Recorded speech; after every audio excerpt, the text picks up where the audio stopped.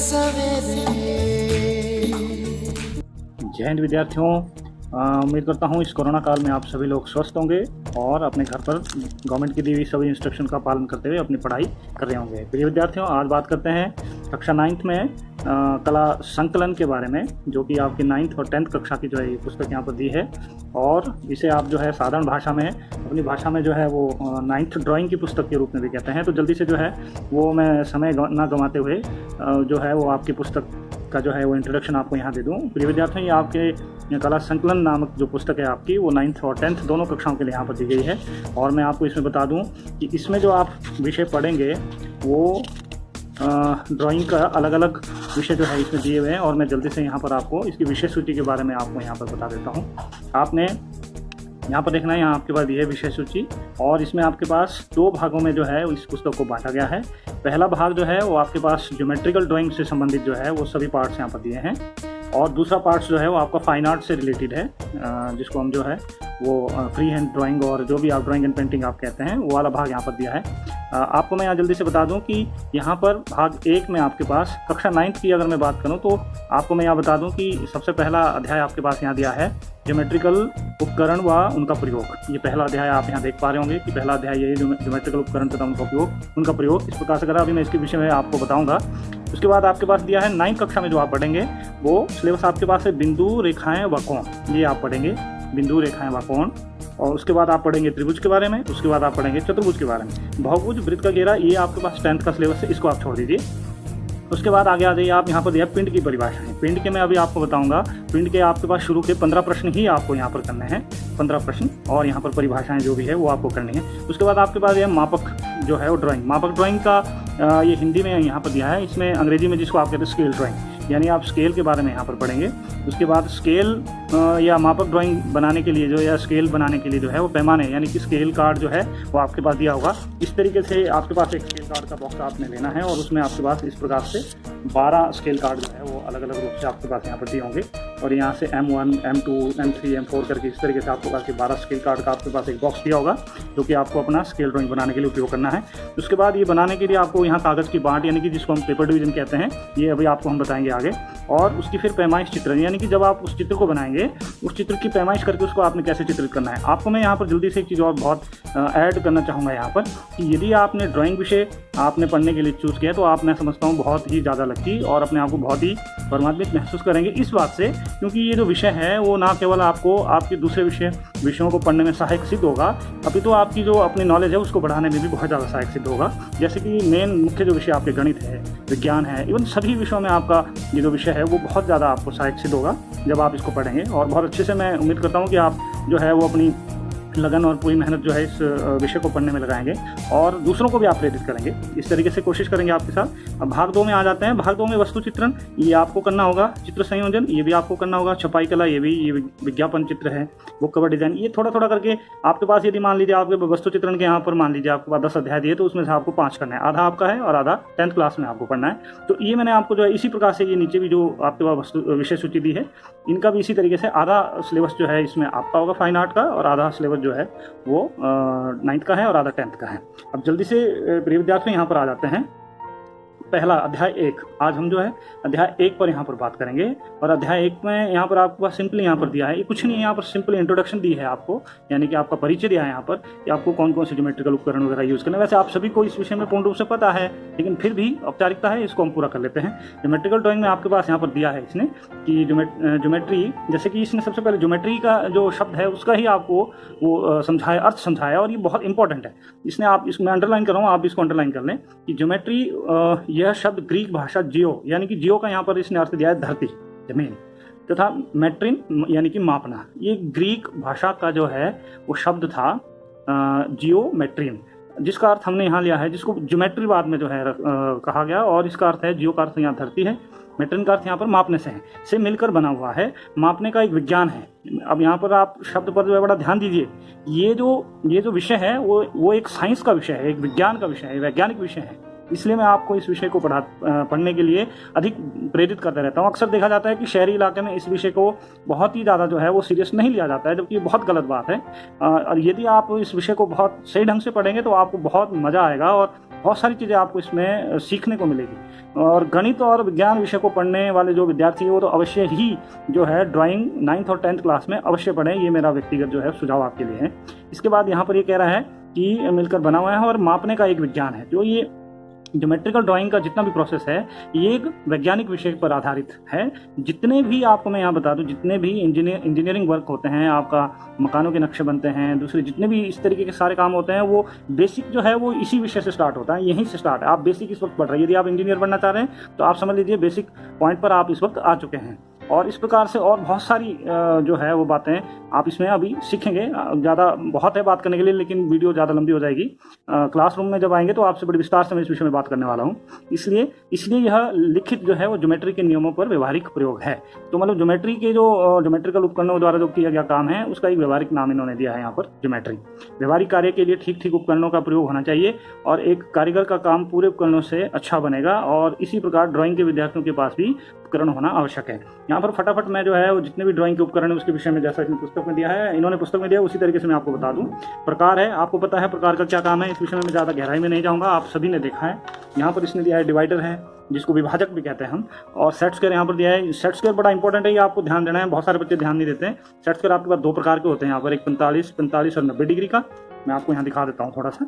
ये अगर आप इसको इस तरीके से देखेंगे ऐसे, ये 90 डिग्री का कोण बन गया। लेकिन अगर आप इसको ऐसे रखोगे यहाँ पर तो ये आपका इधर 45 डिग्री है, इधर भी 45 डिग्री है। और जब ये ऐसा आ जाएगा तो एक इसमें 90 डिग्री कोण बनता है। दूसरा जो डिवाइडर है वो आपके पास इसने दिया है 30 डिग्री और 90 डिग्री का। एक डिवाइडर और आपके पास होता है। अब आप यहाँ इसके सेट स्क्वायर जो दिया है, नॉट डिवाइडर, सेट स्क्वायर, कि यहाँ पर जो है ये 30 डिग्री है, इधर से 60 डिग्री का कोण। और यदि मैं इसको ऐसे खड़ा कर दूँ तो ये जो है अपने आप में यहाँ पर 90 डिग्री का कोण बनाएगा। तो इसको समझना है बहुत जरूरी है आपने। फिर यहाँ पर एक दे रहा है ड्राइंग बोर्ड, टी और स्क्वायर्स। देखिए ये जब हम ड्राइंग का काम करते हैं तो आपके पास एक ड्राइंग बोर्ड होता है, लेकिन क्योंकि वो काफ़ी महंगा पड़ता है तो बहुत सारे बच्चे जो है उसका प्रयोग नहीं कर पाते हैं और इसलिए हम कार्डबोर्ड को ही अलाउ कर देते हैं। तो इसका काम जो है वहाँ पर होता है, लेकिन वैसे मैक्सिमम जो है वो ड्राइंग बोर्ड और टी, जहाँ पर प्रॉपर काम होना है। उसके बाद रबड़ दिया है, पैमाने दिए हैं, यानी कि पैमाने का अर्थ होता है स्केल।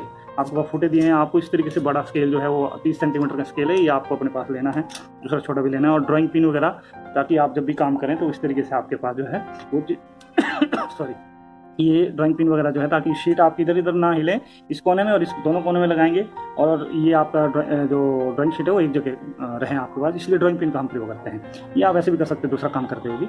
अब प्रिय विद्यार्थियों, ये आपके पास इंट्रोडक्शन था ज्योमेट्रिकल इंस्ट्रूमेंट्स का। इसके बाद तुरंत आ जाते हैं जो आपके पास व्यवहारिक यहाँ पर काम होना है, वो अध्याय 2 पर जो है, और इस पर बात करना बड़ा जरूरी हो जाता है। अध्याय 2 में आपके पास दिया है यहाँ पर बिंदु, रेखाएं तथा कोण।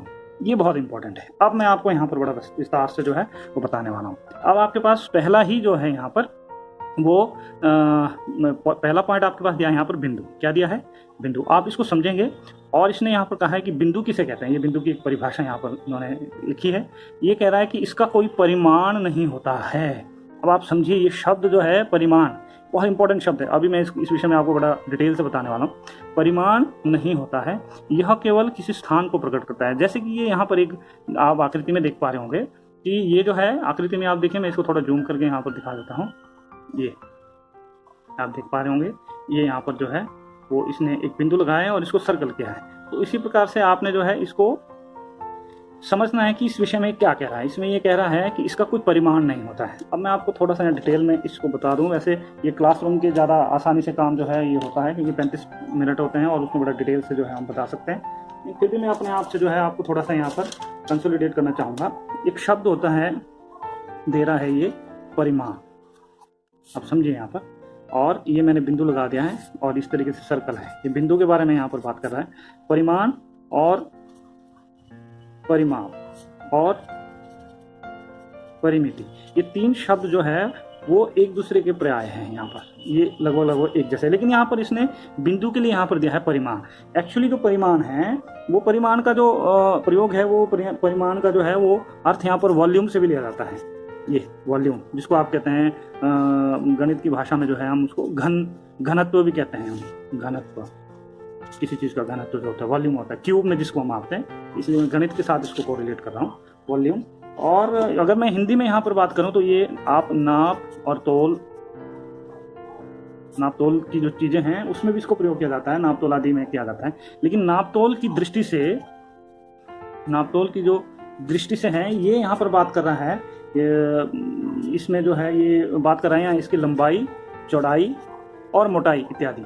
मोटाई आप ऊंचाई ले लीजिए जो भी है, अर्थात इसका यहाँ पर सीधा अर्थ है कि इसका कोई परिमाण नहीं होता है, इसका कोई परिमाण नहीं होता है इसकी, अर्थात इसकी लंबाई, चौड़ाई और ऊंचाई या मोटाई नहीं होती है।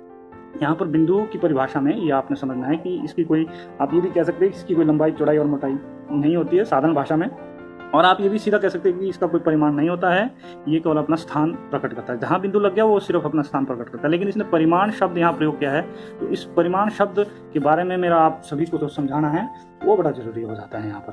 तो मैंने आपको बताया कि मैथमेटिक्स में इसको जो है घन के रूप में हम प्रयोग करते हैं, यानी क्यूब, वॉल्यूम, जो किसी चीज़ का हम जब द्रव्यमान मापते हैं तो वहाँ पर जो है, या किसी चीज़ को नाप तोल से संबंधित जब बात की जाती है, यहाँ पर जो है ये बिंदु के लिए यहाँ शब्द कह रहा है लंबाई, चौड़ाई और मोटाई, इसके नाप से संबंधित यहाँ पर बात कर रहा है। तो बिंदु जहाँ लगता है केवल ये अपना स्थान प्रकट करता है वहाँ पर। दूसरा शब्द मैंने आपको ये कहा, ये मैं आपको एक्स्ट्रा नॉलेज यहाँ जरूर दे रहा हूँ, थोड़ा लंबा हो जाएगा लेकिन ये मैं बताना यहाँ जरूरी चाहूँगा।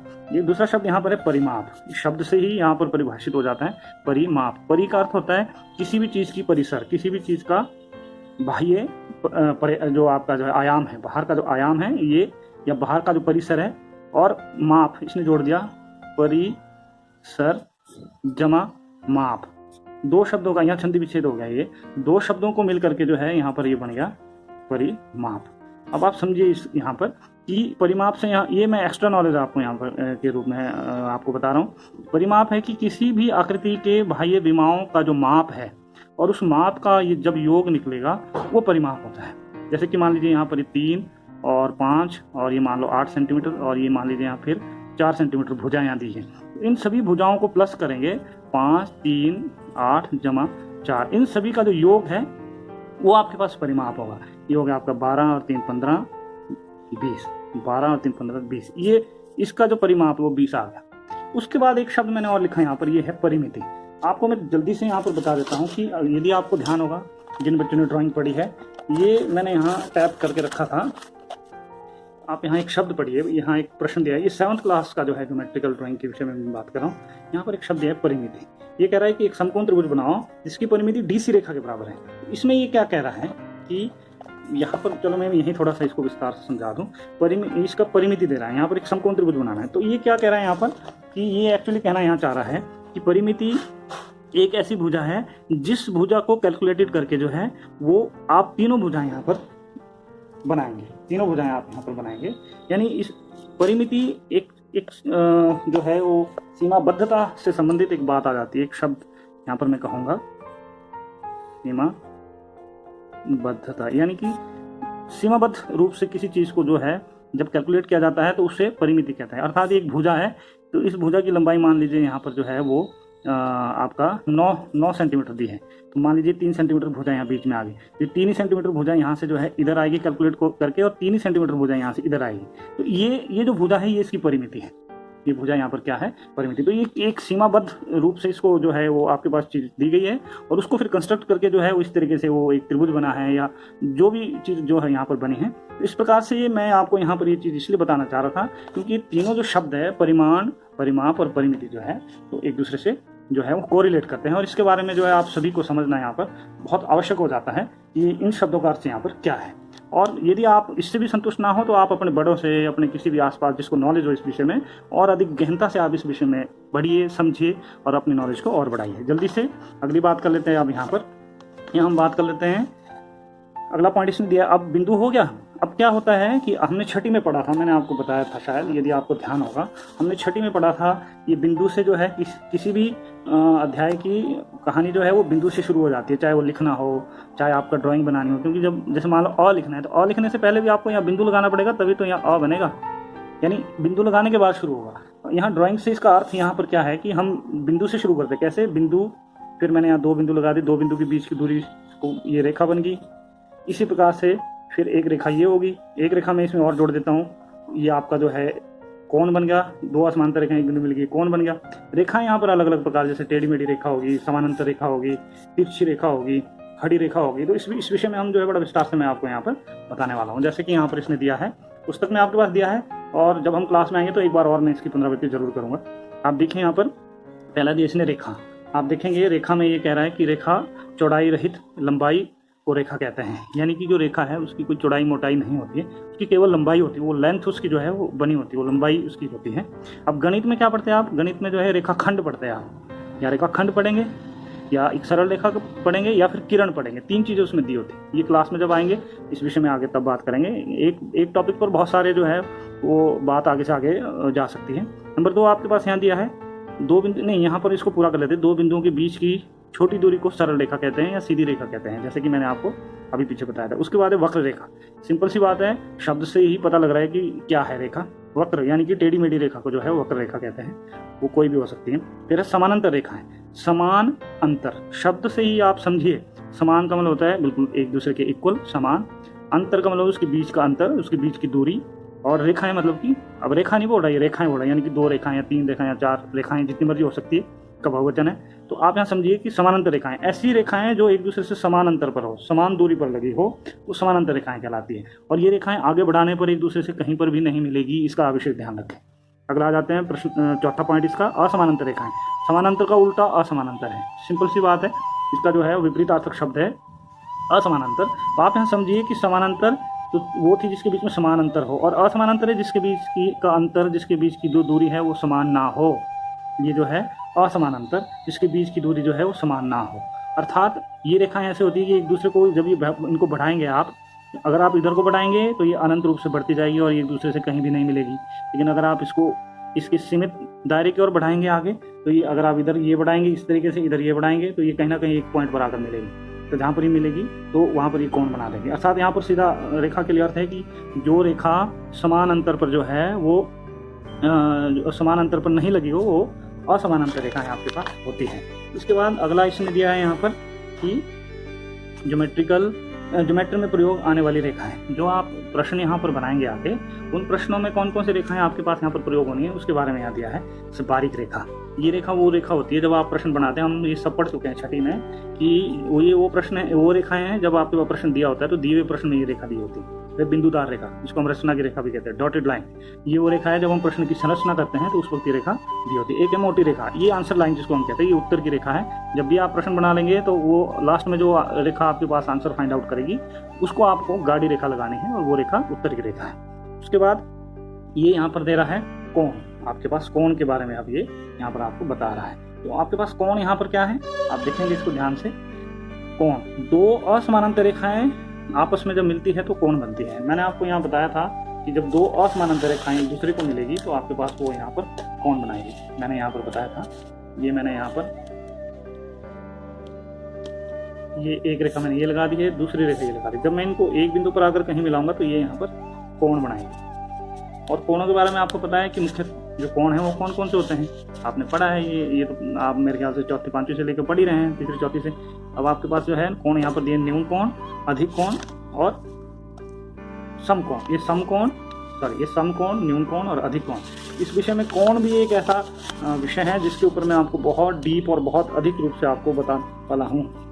कोण यहाँ पर ये 3 कोण दे रहा है, यहाँ दे रहा है समकोण, और फिर हो गया आपका न्यून कोण, और ये हो गया आपका अधिक कोण। ये आपको जो है यहाँ पर कोणों के बारे में बता रहे हैं। अच्छा, एक कोण ये और दे रहा है यहाँ पर कि मान लीजिए मैं इधर ले लेता हूँ, मान लीजिए ये आपके पास यहाँ पर जो है इस तरीके से एक सर्कल है, और जो हमारी पृथ्वी है वो 360 डिग्री के अंश पर जो है वो गोल है। आपको पता है ये 0 डिग्री है, 0 डिग्री से ये इसका केंद्र बिंदु है।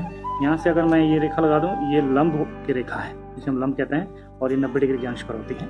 तो यहाँ से इधर के जो कोण है वो न्यून कोण है, यहाँ से इधर के जो कोण है वो अधिक कोण है। ठीक है, ये कोण हो गया आपका। इसके बाद ये 0 डिग्री से शुरू हो जाएंगे, 0 डिग्री से, और यहाँ 89 डिग्री तक जो कोण है वो आपके न्यून कोण है, ये यहाँ से न्यून कोण। और फिर 91 डिग्री से लेकर के आपका जो है 180 डिग्री तक के जो एंगल है वो आपका 180 डिग्री एंगल, 180 डिग्री क्या 179 डिग्री तक रखो आप, वो एंगल आपके आएंगे अधिक कोण। अब जो 180 डिग्री का कोण है, यहाँ पर पुस्तक में इसने दिया है पुनर्युक्त कोण। इस कोण का यहाँ पर नाम दिया है ये पुनर्युक्त कोण। अब पुनर्युक्त कोण क्या होता है, इस विषय में मैं आपको बड़ा डिटेल में बताने वाला हूँ। अब इस समय जो है वीडियो का ज़्यादा हो गया, इसलिए मैं अभी इस पर नहीं जाऊँगा, मैं सिंपली बता रहा हूँ। 180 डिग्री के कोण को पुनरुक्त कोण नहीं कह रहा है, ये 180 डिग्री से अधिक के कोण को पुनरुक्त कोण कह रहा है। यहाँ पर ये 180 डिग्री से ज़्यादा का जो कोण है वो पुनरुक्त कोण है। 180 डिग्री का जो कोण है इसे हम ऋजु कोण कहते हैं। यहाँ ऋजु कोण, मैं माफ़ी चाहूँगा यहाँ पर कि ये मैंने 180 को पुनरुक्त बता दिया। पुनरुक्त कोण जो है वो यहाँ पर 180 डिग्री से जो अधिक के कोण है वो पुनरुक्त कोण है। 180 डिग्री के कोण को ऋजु कोण कहते हैं। इस तरीके से कोणों के बारे में और बहुत ये डिटेल में चैप्टर जाने वाला है। जब इस विषय में बात करेंगे तो मैं आपको बड़ा डिटेल में बताने वाला हूँ। उसके बाद आपके पास इसमें लास्ट में आ जाता है लंब। और लंब क्या है? लंब एक ऐसी रेखा है जो किसी भी धरातल पर या किसी भी समतल पर सीधा 90 डिग्री के अंश पर जो है रेखा लगी होती है, इसे हम लंब कहते हैं। और रेखाओं के बारे में और अधिक आपको जो है विस्तार से भी मैं आपको बताऊंगा। जैसे कि आपकी सीधी रेखा है उसे हम जो है ऊर्ध्वाधर रेखा कहते हैं, लंब रेखा इसे लंबवत रेखा कहते हैं या अवलंब रेखा कहते हैं। और बहुत सारे शब्द और बहुत सारी बातें ऐसी है जो मैं आपको आगे जो है वो आपको विषय में बताता रहूँगा। तो प्रिय विद्यार्थियों, आज के लिए जो है ये विषय मैं यहीं समाप्त करना चाहूँगा, क्योंकि वीडियो बहुत ज़्यादा लंबी हो जाती है और ऑनलाइन इस तरीके से इतना शायद डिटेल में मैं आपको नहीं बता पाता हूँ। थोड़ा थोड़ा करके आपको ज़रूर बताता रहूँगा और उम्मीद करता हूँ कि आप जो है इसमें ज़रूर इंटरेस्ट लेंगे और जो मैंने आपको बताया है इसमें भी आप जरूर रुचि लेंगे। और यदि कोई इस तरीके से कोई त्रुटि आपको लगती है तो कृपया आप एक दूसरे इधर उधर जो है अपने बड़े भाई बहन या माता पिता उनसे आप पूछ करके उसको आप ठीक कीजिए। नहीं तो मेरी वीडियो जो है वो यूट्यूब पे डली है, इस पर भी आप कमेंट लिख करके मुझे आप भेज सकते हैं। और कोई चीज़ और आप डिटेल में जानना चाहें उस विषय में भी आप मुझसे कभी भी पूछ सकते हैं। तो आज के लिए इतना ही। आगे जो है वो मैं आपको विषयवार जो है वो आपको बताता रहूँगा। तो आज के लिए इतना ही। जय हिंद, जय हिंद।